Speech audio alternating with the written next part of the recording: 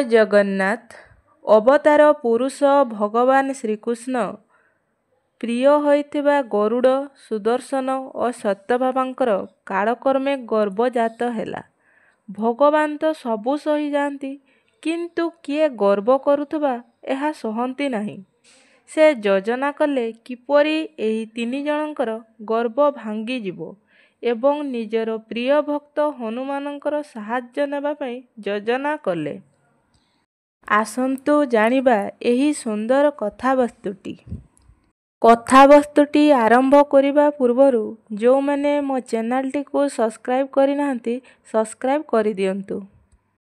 ଥରେ ଭଗବାନ ଶ୍ରୀକୃଷ୍ଣ ନିଜର ପ୍ରିୟ ପତ୍ନୀ ସତ୍ୟଭାମାଙ୍କ ପାଇଁ ସ୍ୱର୍ଗରୁ ବିରଳ ପୁଷ୍ପ ପାରିଜାତ ଆଣି ଉପହାର ଦେଲେ।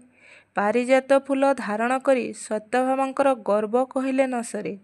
ସତ୍ୟଭାମା ଭାବିଲେ ମର୍ତ୍ତ୍ୟରେ ଏହି ବିରଳ ଫୁଲ କେହି ଧାରଣ କରିନଥିବାରୁ ସେ ହିଁ ସବୁଠାରୁ ସୁନ୍ଦର। ଶ୍ରୀକୃଷ୍ଣ ତାଙ୍କର ଭକ୍ତ ହନୁମାନଙ୍କୁ ସ୍ମରଣ କରିବାରୁ ହନୁମାନ ଉପସ୍ଥିତ ହେଲେ ତାଙ୍କ ରାଜଧାନୀରେ। ସେ ରାଜସଭାକୁ ନ ଯାଇ ରାଜ ଉଦ୍ୟାନରେ ଫଳ ଖାଇବାକୁ ଲାଗିଲେ। ଫଳ ଖାଇଲେ, ଫିଙ୍ଗିଲେ ଓ ଅନେକ ନଷ୍ଟ କଲେ। ଏହି ଖବର ଯାଇ ଶ୍ରୀକୃଷ୍ଣଙ୍କ ଦରବାରରେ ପହଞ୍ଚିଲା। ବାହାରୁ ଆସିଥିବା ଏକ ବାନର ତାଙ୍କ ରାଜ ଉଦ୍ୟାନକୁ ନାରଖାର କରୁଛି। ଶ୍ରୀକୃଷ୍ଣ ଗରୁଡ଼କୁ ଆଦେଶ ଦେଲେ ଯେ ସେ ବାନରକୁ ଏକ ସୈନ୍ୟଦଳ ନେଇ ଜବତ କରି ରାଜସଭାକୁ ଆଣନ୍ତୁ। ଗରୁଡ଼ ତ ନିଜ ବଳକୁ ନେଇ ଖୁବ୍ ଗର୍ବ କରୁଥିଲେ। ଗରୁଡ଼ କହିଲେ, ଏହି ଛାର ବାନରକୁ ଜବତ କରିବା ତ ମୋ ପାଇଁ ତୁଚ୍ଛ କାର୍ଯ୍ୟ ଅଟେ। ସେଥିପାଇଁ ସେନାଦଳ ନେବା କି ଆବଶ୍ୟକ? ଗରୁଡ଼ କହିଲେ, ଏବେ ଯାଇ ତାକୁ ମଜା ଚଖଉଛି। ମନେ ମନେ ହସୁଥିଲେ ଶ୍ରୀକୃଷ୍ଣ। କହିଲେ, ଠିକ୍ ଅଛି, ତୁମର ଯେମିତି ଇଚ୍ଛା ଠିକ୍ ସେମିତି କର, କିନ୍ତୁ ବାନରଟିକୁ ଜବତ କରି ଆସ। ଗରୁଡ଼ ତୁରନ୍ତ ଗଲେ। ସାଧାରଣ ରୂପୀ ବାନରକୁ କହିଲେ, ଆରେ ଦୁଷ୍ଟ ବାନର, ତୁ ଶ୍ରୀକୃଷ୍ଣଙ୍କର ଉଦ୍ୟାନକୁ ନଷ୍ଟ କରୁଛୁ। ଚାଲ ମୋ ସହିତ, ଶ୍ରୀକୃଷ୍ଣ ଡାକୁଛନ୍ତି ଦଣ୍ଡ ଦେବାକୁ। ହନୁମାନ କହିଲେ, ମୁଁ କୋଉ ଶ୍ରୀକୃଷ୍ଣକୁ ଜାଣିନାହିଁ। ଭଗବାନ ରାମକୁ ହିଁ ମୋର ଭଗବାନ ମାନେ। ଯାଇକରି କହିଦିଅ, ମୁଁ ଯିବି ନାହିଁ।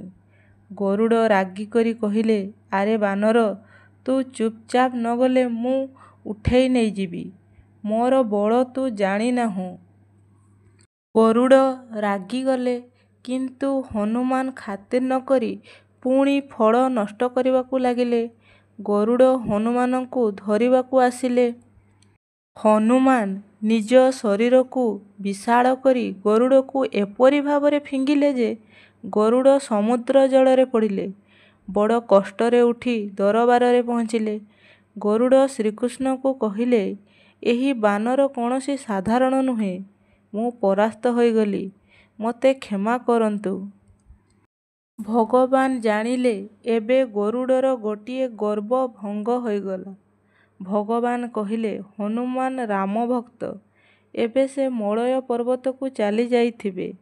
ତୁମେ ତ ବହୁତ ଶୀଘ୍ର ଉଡ଼ିପାର। ତାଙ୍କୁ ଯାଇ କୁହ ଶ୍ରୀରାମ ଡାକୁଛନ୍ତି, ସେ ନିଶ୍ଚୟ ଆସିବେ। ଗରୁଡ଼ ଖୁବ୍ ଜୋରରେ ଯାଇ ମଳୟ ପର୍ବତରେ ପହଞ୍ଚିଲେ। ନିଜ ଭୁଲ ମାଗି ନିଜ ସହିତ ଆସିବାକୁ କହିଲେ। ତୁମେ ନିଜେ ଚାଲିକରି ଗଲେ ବହୁତ ବିଳମ୍ବ ହେବ। ମୋର ଗତି ଖୁବ୍ ତୀବ୍ର। ମୋ ପିଠିରେ ବସିଯାଅ, ମୁଁ ଖୁବ୍ ଶୀଘ୍ର ନେଇଯିବି। ହନୁମାନ ମନା କଲେ। କହିଲେ, ତୁମେ ଯାଅ ଗରୁଡ଼, ମୁଁ ପଛରେ ଯିବି। ଏପଟେ ଶ୍ରୀକୃଷ୍ଣ ନିଜେ ଶ୍ରୀରାମ ରୂପ ଧାରଣ କରି ସତ୍ୟଭାମାକୁ ସୀତା ରୂପରେ ସଜାଇ ସିଂହାସନରେ ବସିଲେ ଏବଂ ସୁଦର୍ଶନକୁ ଆଦେଶ ଦେଲେ ସେ ପ୍ରବେଶ ଦ୍ୱାରରେ ଜଗି ବସିବେ ଓ କାହାରିକୁ ଆସିବାକୁ ଦେବେ ନାହିଁ। ହନୁମାନ ପହଞ୍ଚିଲେ। ସୁଦର୍ଶନ ତାଙ୍କୁ ଭିତରକୁ ଯିବାକୁ ଦେଲେ ନାହିଁ। ହନୁମାନ ଛାଡ଼ିବା ଲୋକ ନୁହେଁ। ହନୁମାନ ଶ୍ରୀରାମଙ୍କ ଡାକରା ପାଇ ଆସିଛନ୍ତି, ବିଳମ୍ବ କିପରି କରିବେ? ସେ ପହଞ୍ଚିଲେ ଶ୍ରୀରାମଙ୍କର ସିଂହାସନ ପାଖରେ। ବିନମ୍ର ପ୍ରଣିପାତ କଲେ ଶ୍ରୀରାମଙ୍କ ପାଦରେ। ରାମରୂପୀ ଶ୍ରୀକୃଷ୍ଣ ପଚାରିଲେ, ହନୁମାନ, ପ୍ରବେଶ ଦ୍ୱାରେ ତ ମହାଶକ୍ତିଶାଳୀ ସୁଦର୍ଶନ ଥିଲେ। ଭିତରକୁ କିପରି ଛାଡ଼ିଲେ? ହନୁମାନ ନିଜ ମୁହଁ ଖୋଲି ସୁଦର୍ଶନକୁ ବାହାର କଲେ ଏବଂ କହିଲେ, ପ୍ରଭୁ, ମୋର ପହଞ୍ଚିବାରେ ବିଳମ୍ବ ହୋଇଥିବାରୁ ମୁଁ ତାଙ୍କୁ ମୁହଁରେ ଗିଳି କରି ପଶି ଆସିଲି। ଏହା କହି ସୁଦର୍ଶନକୁ ଛାଡ଼ିଦେଲେ। ବିଚରା ସୁଦର୍ଶନ ଚୁପଚାପ ଛିଡ଼ା ହୋଇ ରହିଲେ, ଲଜ୍ଜିତ ହୋଇ। ହନୁମାନ ପୁଣି ପଚାରିଲେ, ଆପଣ ତ ବସିଛନ୍ତି ପ୍ରଭୁ, ମା ସୀତା କାହିଁ? ଆପଣଙ୍କ ପାଖରେ ବସିଥିବା ଏହି ଦାସୀ ଜଣକ କିଏ? ମା ସୀତା ତ ବହୁତ ସୁନ୍ଦର ଥିଲେ, ଇଏ ତ ସେଇଆ ନୁହନ୍ତି। ଏକଥା ଶୁଣି ସତ୍ୟଭାମାଙ୍କ ହାଲତ ଶୁଖିଗଲା। ସେ ଭାବୁଥିଲେ ଯେ ସ୍ୱର୍ଗର ପାରିଜାତ ଫୁଲ ଧାରଣ କରି ସେ ସବୁଠାରୁ ସୁନ୍ଦରୀ ମହିଳା ହୋଇଯାଇଛନ୍ତି। ହନୁମାନଙ୍କର କଥା ଶୁଣି ତାଙ୍କ ଗର୍ବ ଭାଙ୍ଗିଗଲା। ଏହି ସମୟରେ ଗରୁଡ଼ ଅତି ତୀବ୍ର ଗତିରେ ହାଲିଆ ହୋଇ ରାଜସଭାରେ ଆସି ପହଞ୍ଚିଲେ। ଦେଖିଲେ ହନୁମାନ କେତେ ଆଗରୁ ସେଠାରେ ପହଞ୍ଚିଛନ୍ତି।